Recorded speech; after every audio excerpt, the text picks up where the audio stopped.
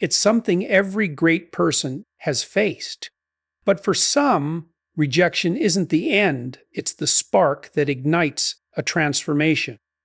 This is the story of Ethan Cole, a boy who was laughed at, ignored, and told he'd never become anything until the same people who rejected him one day stood to applaud him.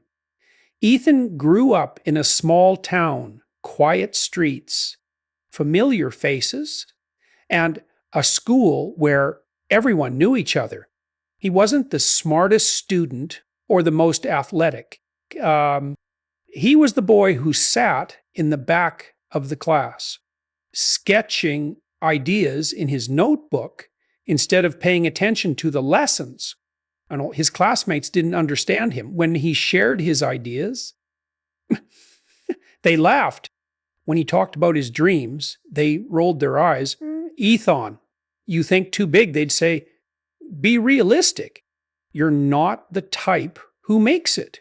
Even his teachers doubted him. When he told one teacher that he wanted to build his own company someday, she smiled politely and said, that's nice, Ethan, but you should focus on getting a stable job first. Everywhere he went, he heard the same message. You're not enough. The rejection wasn't always loud. Sometimes it was silent. Friends stopped calling. People avoided him in the hallway.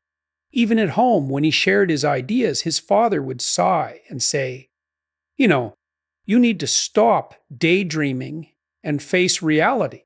Every night, Ethan lay awake, staring at the ceiling, wondering if maybe they were right. One rainy evening, Ethan walked home after another rejection. He had just been turned down for a scholarship he worked months to earn. He was exhausted, mentally and emotionally.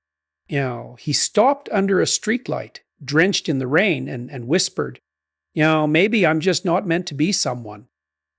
But then something inside him refused to give up. He remembered a quote his mother once told him before she passed away. Oh, rejection doesn't define you, Ethan. How you respond to it does. He went home, wiped his tears, and opened his old laptop. That night, he decided, if no one believes in me, I'll believe in myself. He started spending hours learning, coding, designing, and reading every free resource he could find online. While his friends were out partying, Ethan was teaching himself skills no one at school even understood. Years passed quietly. No one noticed Ethan much, and that was fine with him. He took small freelance jobs online, designing websites for local businesses, editing videos, writing code. The money wasn't great, but the lessons were priceless. He failed often. Sometimes his clients disappeared without paying. Sometimes his computer crashed in the middle of a project. But every failure taught him something new. Ethan built his own small company in his bedroom, a digital design studio. He called it RiseWorks because he promised himself that one day he would rise. At first, no one took him seriously. His old classmates laughed when they saw him working from a secondhand laptop in a tiny room, still chasing those dreams. Huh? Someone said, you'll learn someday, bro. The world doesn't work like that. Ethan just smiled. He had learned to let their words bounce off. He wasn't fighting for their approval anymore. He was fighting for his future. One morning, Ethan received an email that would change everything. A startup company overseas had seen his portfolio and wanted him to design their brand identity. It was a huge project, bigger than anything he had ever done. He almost didn't reply. Fear whispered, "Oh, what if not good enough?" But then he remembered rejection didn't break him before, it built him. So he accepted. For 2 months, he worked like never before. Long nights, endless revisions. Every ounce of creativity he had poured into that project. When the company launched, their design went viral, featured on tech blogs, praised for its innovation. And in every article, one name appeared in the credits. Ethan Cole. Suddenly, his inbox was full. Companies wanted to hire him. His work was being shared across social media. For the first time, the world that once rejected him wanted him.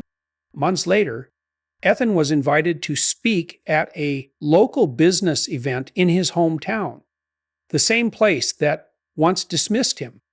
When he walked into the hall, he froze for a second. He saw his old teachers, his old classmates, even the ones who used to mock him. He stood on stage. No fancy suit, no arrogance, just quiet confidence. He looked around and said, a few years ago, I was sitting in this very town being told my dreams. But the truth is, rejection isn't the end. It's just a test to see how much you want it. He told them about his failures, his loneliness, his late nights, and the pain that once broke him. And then how every rejection taught him resilience. When he finished, the hall was silent. Then applause from the same people who once doubted him. That night, Ethan didn't feel angry or proud. He just felt at peace. Ethan's story spread across social media. People from around the world connected with his message. He began mentoring young creators who felt lost and unwanted because he knew exactly how that felt. He told them, respect doesn't come when you chase people. It comes when you chase growth. Rejection isn't a wall. It's a mirror. It shows you what you're made of. I know every no you hear is pushing you toward the right. Yes. And years later, Ethan's company grew beyond anything he had imagined.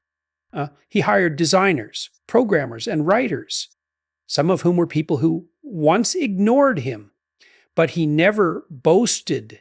He remembered where he came from and the nights when he had no one but himself to believe in.